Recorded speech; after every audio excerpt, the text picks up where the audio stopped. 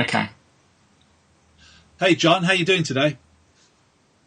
Oh, I'm doing really well, thanks, Steve. I just wondered if you could just expand upon your very excellent book, which I'm looking at the moment, which I'm just writing a preview for you, Vectorworks for the Architect, the tutorial manual for 2013. I just love the book, John. It really is very good, particularly the CD that comes in the back with, all of the videos you can go through and watch. It really is very good.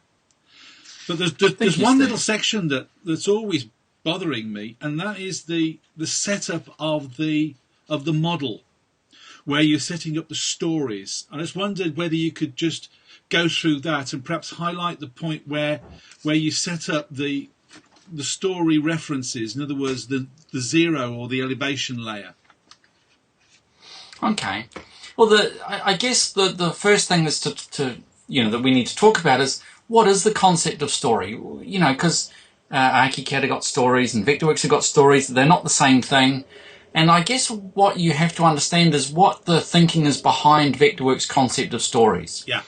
The idea is that a story is a collection of design layers. So Vectorworks never got rid of the design layers just because they introduced the story concept. Now, for a single story building, for a single level building, the need to have a story is kind of limited. But I did the sketch hoping to explain to you what the concept of the story was about. Yeah. So that you can have more than one story in the building, but a story needs to have a design layer. Now, in this particular sketch, I've got 3 design layers. I've got the foundations, I've got a slab, and I've got the walls, and I've got a roof. Now, you can put each of those on a separate design layer, but be careful. Remember that the more complex you make Vectorworks, the harder it is to use. And I'm a firm believer in that principle of keeping it simple. Absolutely, the old kiss. So while you can have lots of design layers inside a story, don't forget that you should use the absolute minimum number of stories. Now, I always use this slab level here as my 0 when I'm starting a project. And the reason for that is that that's the main story, the main part. Everything's going to be based on that. That's the top of the slab, is it? The top of the slab. Yeah. So if you think about yourself standing on a building site and you're talking to the builder and you say to him, well, this roof's about 2,400. 2,400 above what? Yeah. Well, the thing I'm standing on, obviously. Absolutely. So it's possible to put this level at anywhere you like. You can set this, you can set all kinds of stuff, but I've got to keep it simple again. So if I say that that's my 0, everything's measured from 0. Yeah. Now, if you're putting in cabinetry, that's about 900 above finished floor level. Well, if you set your slab up in the air somewhere, it could be awkward to do that. Yeah. And the other thing, of course, is that at some point you're going to have to reference this slab to a site maybe. So, this relates to a specific floor height that you're working with.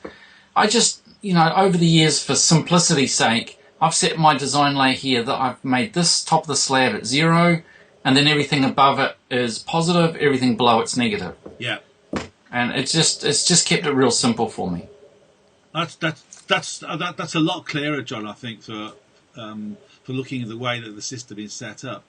But you've got another picture at the top there, which is that's that one, where you're now moving into the next sort of area where you've got a standard house type detail, and you've now put 2 stories in. And I understand why, but perhaps you can explain just a little bit clearer.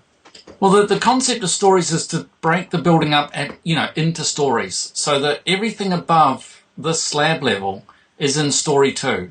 And what that allows you to do is it allows you to have quite a lot of flexibility over the height between story 1 and story 2. Yeah. So one of the great things about stories in Vectorworks is if the client changes the floor-to-floor height, the distance between that floor and that floor, when you go back to Vectorworks, you tell Vectorworks what the story height here is. So let's say, for example, it might be, 9 feet or something from that floor to that floor, or I forget what that is. It's oh god, my mental arithmetic's getting the best of me. But it's something like 2,900. Yeah. So you're looking at this and the client says, well, it's a little bit mean or it's a little bit too much, I want you to change it. Yeah. In Vectorworks, if you change that story setting up here, the actual story height, it'll actually move all of the design layers that are part of that and move them down the right amount. Not only that, but any of these walls that are connected from story 1 to story 2 will automatically adjust as well. And so stairs will automatically adjust, columns will automatically adjust. Staircases will automatically adjust.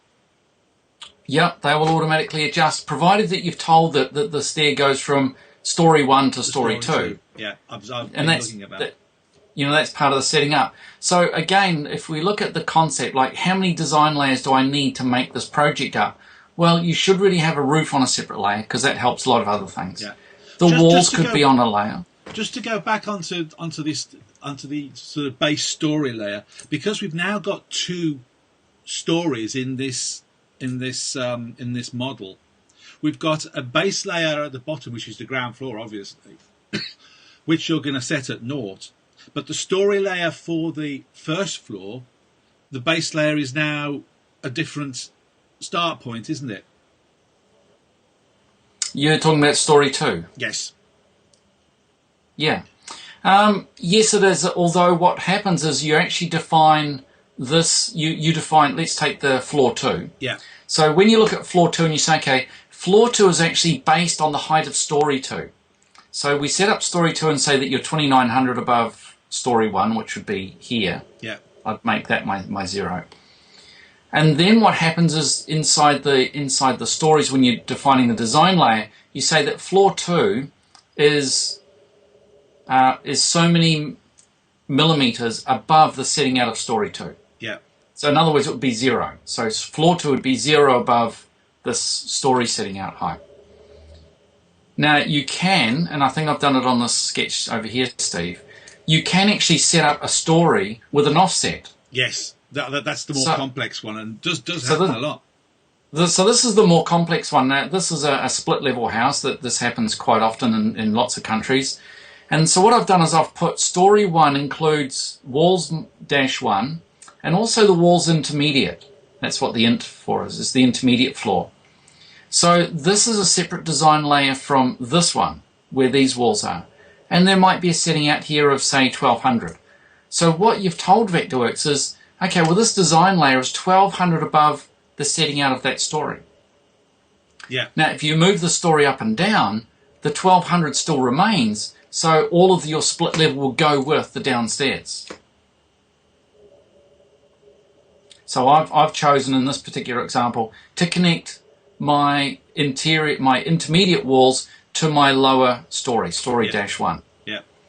You could choose to connect them to the story, the walls -2 above, if you wanted, in which case the setting out might be -1200. Yeah. It's completely up to you. But what would happen in that situation if you change the floor-to-floor height between story 1 and story 2, the split level would move because it's connected to the story 2. Yeah. So my preference is normally, since it's sitting on the ground, the ground might be touching it here. Normally I would connect all the ground ones together. Yeah. But the actual trick is you actually look at how you're going to do your plan. And if walls 1 and walls intermediate are going to be on the same presentation plan, then connect them together. Yeah. If walls -2 is on the same presentation plan as walls intermediate, then those two should be connected together. Yeah. Again, you've got to keep these things as simple as possible. Yeah. I mean, if you don't keep them simple, it becomes a nightmare. Yeah. You can't have an infinite number of layers in Vectorworks. Yeah. But you can have a lot. Yeah. But it makes it very, very awkward if you've got too many. Yeah. So keep it keep the minimum is the Absolutely. Mm. Or, while the story setting up dialog box in Vectorworks allows you to have as many layers as you want, you should be using the absolute minimum that you can get away with. I've got a floor slab here, and sometimes I do create a foundation plan, and that's a drawing philosophy decision that I make because foundation plans can be quite complex. But if it's simple enough, there's no need for an additional design layer for foundations. You can put them on a class. Yeah. Anyway, I just thought those sketches might help out, Stephen. Yeah, they do. An awful lot. They're really good. Thanks for that, John. I know that I've had people who I work with in Vectorworks have asked the question. I just don't understand this setup of the stories. Can you go over it with me? And I try and show them, and sometimes I get this blank stare coming back at me. But I thought I'd talk to you about it and just get the tutor's view of it, and how your book and goes through it quite well, actually. And in fact, if you look at it, there's 1, 2, 3, 4. There's 8 pages of this where you go through and try and explain it. And the best part, it does it very well. But I just thought, it's always nice to talk to you to get a more detailed view of it. Well, the book obviously is going through that that particular house style, which is not a split level. No. It's a particular design that we're going through. I set up a complete scenario so that we could do site modeling, put in a building, set up the layers, put the roof on it, do the walls, do the extension, do the demolition. It's a small domestic project which has got just a huge number of problems to it. Existing roofs are butting up to proposed roofs, and how do you deal with all of that? So it actually, although it looks like it's only a domestic project, it's quite a complex little domestic project, as you well know, renovations always are. Yeah. And so what you'd learn from that manual, you can actually apply to lots of the commercial projects. But because there was only the one scenario, I don't get an opportunity to go through all the different options that you've got for stories, like I've got with these sketches. Okay, cool. All right, John, that was a lot clearer for me, and I hope a lot clearer for the other people who watch this. Well, I hope so. I'll see you probably at the next online session, because don't forget, we go through these things, for an hour, or about once a month, isn't it, or even twice a month? Yeah, there's the ones that go through the manual. This month we're doing customizing Vectorworks. Good.